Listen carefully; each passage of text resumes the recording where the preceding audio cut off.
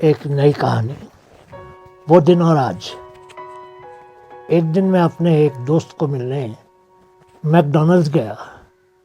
अंदर घुसते ही देखा कि कुछ गोरे लड़के लड़कियों का ग्रुप खड़ा था। वो सब बातें कर रहे थे। बातें करते करते वो गोरे लड़के लड़कियां हंसते थे, फिर अचानक ही गंभीर हो जाते थे।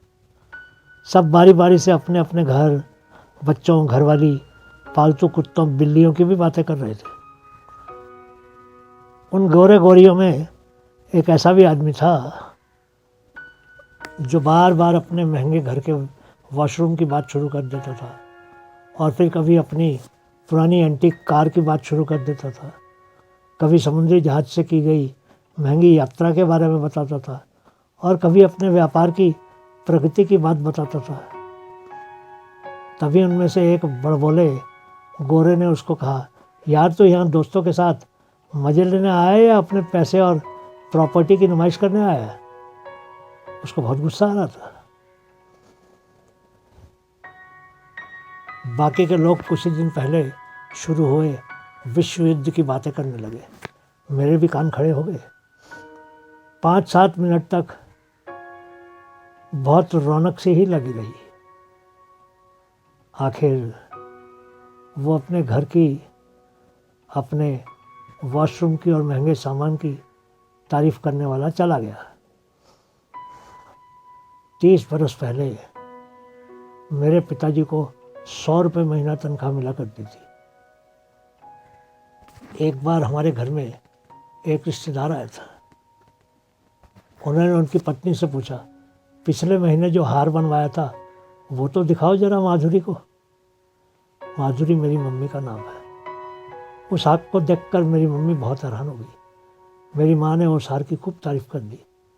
वो रिश्तेदार फिर अपनी पत्नी से बोला, अब ये भी बता दे कि हार कितने पैसे में बना है। मेरी माँ ने फिर एक बार उस हार की तारीफ कर दी। वो रिश्तेदार फिर से अपनी पत्नी से बोला, अब ये भी तो बता दे कि $400 के कितने इंडियन रुपए बनते हैं।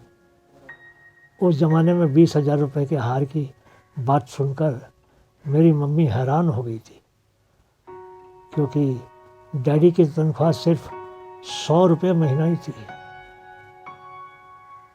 लेकिन माँ ने उस हार की फिर से तारीफ कर दी। आखिर वो रिश्तेदार ये कहने से भी नहीं रुका कि उस एक हार को खरीदने में भी डैडी के कितने वर्षों की तनख्वाह चली जाती। उस समय मैं कॉलेज में पढ़ता था और मेरी महीने की फीस ₹1.20 ही थी। इतनी बड़ी रकम की बात सुनकर मैं भी हैरान था, लेकिन उस दिन मैंने जीवन का बहुत बड़ा पाठ सीख लिया था।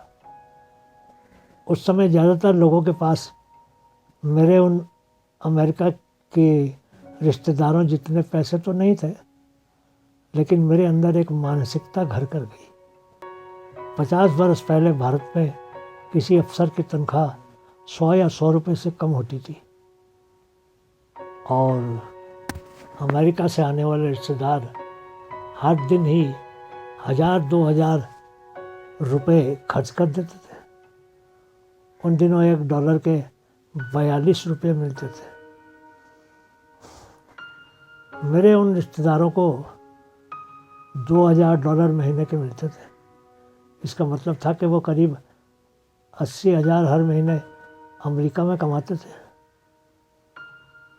उस समय मेरे मन में ये बात घर कर गई कि मैं भी अमेरिका जाऊंगा। लेकिन आज 50 बरस अमेरिका में बिताने के बाद मैं जान पाया हूँ कि समय सब कुछ बदल देता है। मुझे आज भी अमेरिका में नौकरी करनी पड़ती है, लेकिन मेरे भारत में रहने वाले बड़े भाई और छोटे भाई अपनी अपनी दुकानें चलाते हैं और जब चाहे आराम कर लेते हैं। आज मेरे बड़े और छोटे भाई दुकान से करीब 2-2 लाख रुपए महीने का कमा लेते हैं। मैं अमेरिका में आज भी $3,000 महीने के कमाता हूँ, पर मेरा खर्च भी तो डॉलर में होता है। मैं भी महीने के करीब 2.25 लाख रुपए अमेरिका में कमाता हूँ, पर महीने के बाद मेरे हाथ में सिर्फ $200 या $300 ही बाकी रहते हैं। उधर मेरे दोनों भाई मिलकर दुकान से 4 लाख महीने के कमाते हैं, लेकिन वो मुश्किल से सिर्फ 50,000 ही खर्च कर पाते हैं हर महीने। उनके पास अब 5 कारें हैं, 2 कोठियाँ हैं और करीब 3 करोड़ रुपया बैंक बैलेंस है, जबकि मेरे पास 50 वर्ष के बाद भी अमेरिका में $20,000 हैं बैंक में, और सिर्फ एक पुरानी कार है। तो दोस्तों, जो लोग कहते हैं कि विदेश में जीवन स्वर्ग है, ठीक कहते हैं वो लोग, पर अगर डॉलर कमाकर रुपए में खर्च हो तो स्वर्ग है, लेकिन अगर डॉलर ही खर्च करने हो तो बहुत कठिन होता है। वो दिन और आज के दिन की जब मैं तुलना करता हूँ तो मुझे लगता है कि सिर्फ 50 वर्षों में ही दुनिया बहुत छोटी हो गई है, और अब पढ़े लिखे लोग भारत में भी 2 से 3 लाख रुपए महीने की तनख्वाह लेते हैं। अगर आपका भारत में ही अपना छोटा सा व्यापार भी है तो कभी भी विदेश जाने की मत सोचिएगा, क्योंकि समय बहुत तेज़ी से बदल रहा है। यकीन मानिएगा, कुछ ही वर्षों में दुनिया में सभी लोग लगभग एक जैसा ही कमाने लगेंगे, तब होगा असली समाजवाद। बहुत बहुत शुक्रिया आप सभी का।